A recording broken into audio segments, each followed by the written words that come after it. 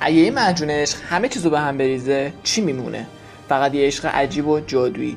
توی جنگل جادویی دنیای نور و تاریکی کنار هم زندگی میکنن، ولی عشق همه چیزو به هم میزنه.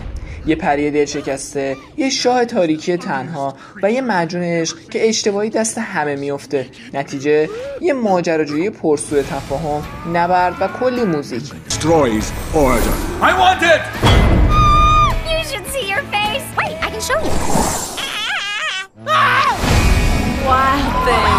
Dawn! Release my sister!